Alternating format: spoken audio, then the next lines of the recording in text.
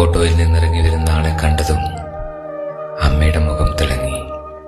വാ മോളെ, എത്ര നാളായി കുഞ്ഞി നീ ഇങ്ങോട്ട് വന്നിട്ട്. അമ്മയുടെ കുട്ടിക്ക് സുഖാണോ? മോള് വാ, കയറിയിരിക്കെ. അമ്മ കുടിക്കാനെടുക്കുക. അവൾ ആ വീട്ടിലേക്ക് നോക്കി. അവിടെ ഷെൽഫിൽ തന്റെ പഴയ ID കാർഡ് ഇരിക്കുന്നത് അവൾ എടുത്തു നോക്കി. ഇപ്പോൾ തന്റെ അഡ്രസ് ഇതല്ല, ഇപ്പോൾ തന്റെ വീടും നാടും ഇതല്ല.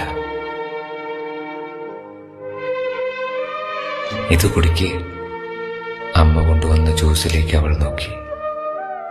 വിരുന്നുകാർ വരുമ്പോഴാണ് അമ്മ ജ്യൂസും പലഹാരമൊക്കെ ഇങ്ങനെ കൊടുക്കുന്നതെന്ന് അവൾ ഓർത്തു. അത് വാങ്ങി കുടിക്കുമ്പോൾ അവൾക്ക് വല്ലാതെ വീർപ്പ് മുട്ടി.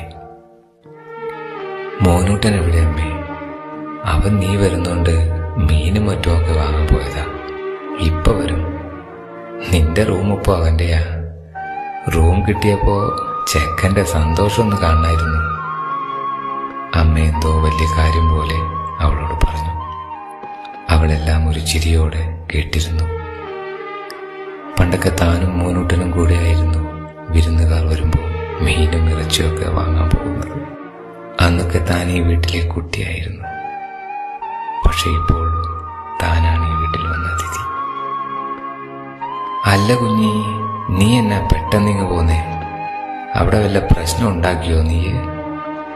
നോക്ക്, ഇവിടത്തെ പോലെ അല്ല അവിടെ കേട്ടോ.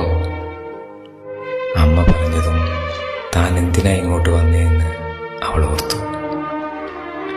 ഭർത്തൃ വീട്ടിൽ താനാകെ ഒറ്റപ്പെട്ടു പോയോണ്ടാണ് ഇങ്ങോട്ട് വന്നേ. എന്നും തനിക്ക് അവിടെ കുറ്റവും കുറവുകളുമാണ്. എന്തേലും ചോദിച്ചാലോ പറഞ്ഞാലോ ഇങ്ങനെ കിടന്ന് തിളയ്ക്കാൻ ഇത് നിന്റെ വീടാണോ എന്ന ചോദ്യവും. താൻ വീട്ടിൽ വരുന്ന ആരോ ആയി മാറിയോ എന്ന് ചിന്തിച്ചുകൊണ്ട് അവൾ അമ്മയുടെ പുറകെ അടുക്കളയിലോട്ട് പോയി. ഞാൻ സഹായിക്കാം അമ്മേ, അവൾ അതും പറഞ്ഞ് കത്തിയെടുത്തതും അമ്മ വേഗം വന്ന് അത് വാങ്ങി. ഒന്ന് പോയേ കുഞ്ഞി, നീ അവിടെ ഹാളിലെങ്ങാനും പോയിരിക്കേ. അവൾ അമ്മയെ ദയനീയമായി നോക്കി.